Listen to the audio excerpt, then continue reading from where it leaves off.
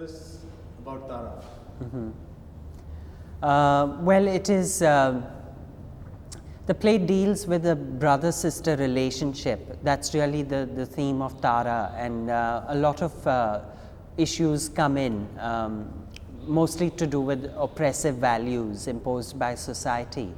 And the plot is, they're conjoined at birth, they're Siamese twins, and the play deals with their surgical separation soon after birth, and later on their emotional separation as well. So that's really what Tara is about in a nutshell. Now, where did you get this idea? I read a medical journal about 10 years ago about Siamese twins, and it went into details about the surgical separation.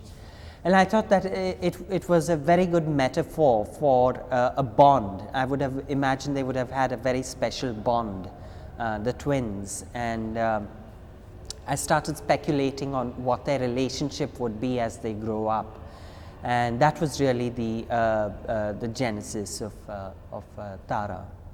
I'm not going to tell you the end. Yeah, fine. Right, because I think a lot has to do with the revelation. The play rests on the revelation, as a result of which the twins do separate emotionally. They're estranged, but it does end on a positive note because it moves beyond the realistic time and space, and the twins do unite as like they were united at birth in a different plane.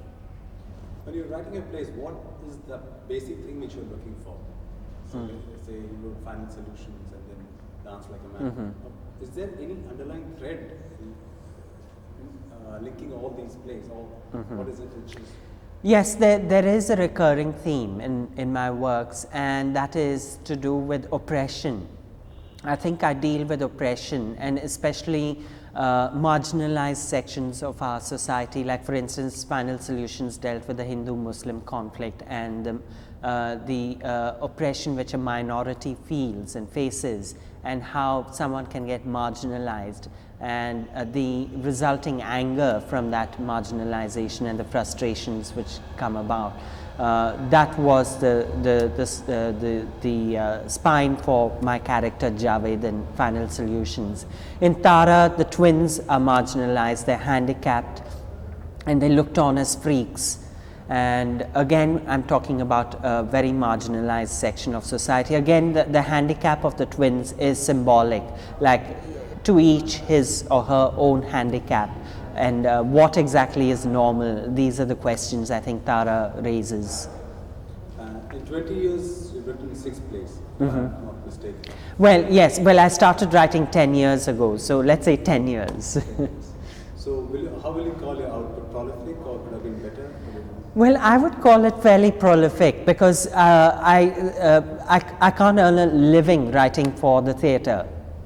So having that constraint that I do have to spend my time sort of for a gainful income, to earn an income to support my theatre and my writing, I would say it's fairly prolific, yes. There are professional playwrights who are not so prolific, and some who are more prolific. Tell me why. I always thought I was a good actor, and I have been proved wrong. There are better actors. But I do think that I like writing and I like directing, and I think I do a fairly competent job with both. Now we're also getting into film script writing. What is that? Is that, say, you want to give vent to your creativity there also, or is it just for a gainful employment? It is, well, first of all, honestly, it's gainful employment, but that doesn't mean that it's not creative, and it is challenging because in the commercial film formula, the paradigm is so strong. You have these prerequisites. You must have all this in your structure, and yet you have to be creative and fresh. So that's really very challenging. I mean, how many boy meets girl stories can you think of and look at it afresh? You know, and that's where the challenge lies. Now, how that was really, that is, I mean, it's still work in progress, so I wouldn't say was. It's a wonderful experience because Govind again is a very committed filmmaker.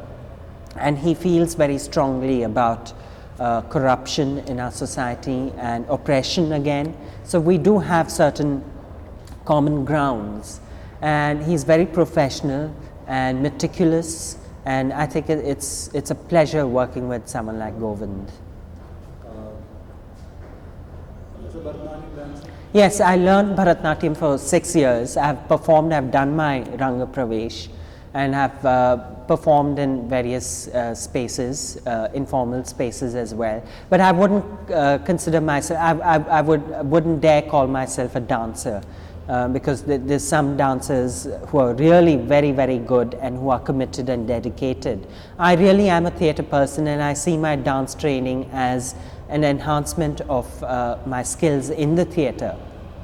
So I do enjoy Bharatnatyam immensely. I love watching a good dancer perform Bharatnatyam or Kathak, and I enjoy that very much, and it's a hobby for me, but I'm not really a dancer.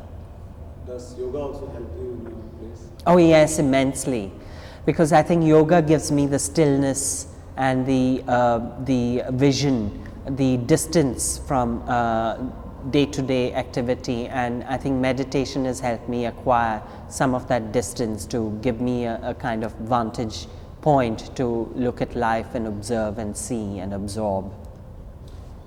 This is about English theatre in India. Where do you see?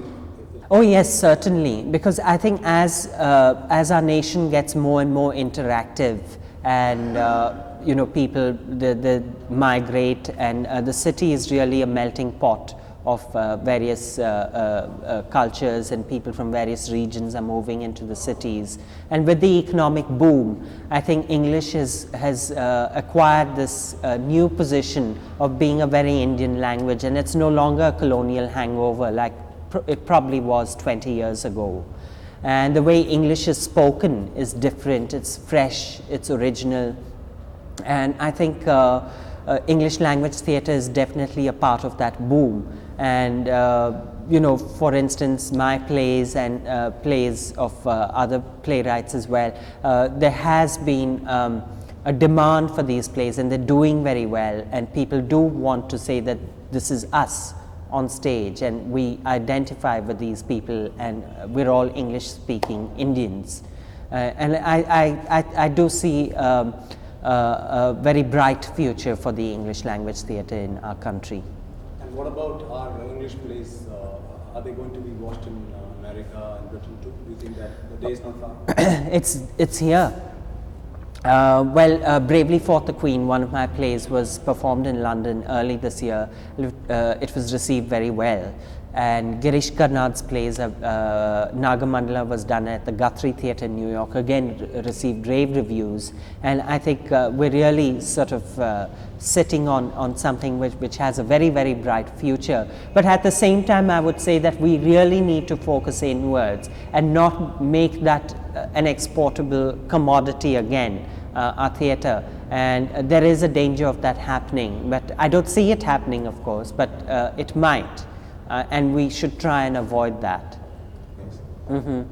In fact, I think television is supportive, because what people don't realize is that theatre is not a very paying profession. So you can have theatre actors, theatre directors, and playwrights who can look to television for an income. So it can be supportive in that sense. And I think all said and done, I mean, if you look at the soaps on television, the Indian soaps, or even the other junk which is coming into the country, it's so bad. I don't think that people would want to watch that every night for the rest of their lives. I mean, sooner or later they're bound to get bored and would want to come out. And the television industry is such that it just uses up all these programs like chewing gum, and it really needs quantity and not quality. So you'll get a whole lot of stuff and a whole lot of junk, and people are going to get bored with it and hopefully come to the theatre. Two last questions. Well, I mean, I have sold the television rights to all my plays. In fact, that's a very interesting question, because I write for the theatre, and I think the language of the theatre is built into my scripts.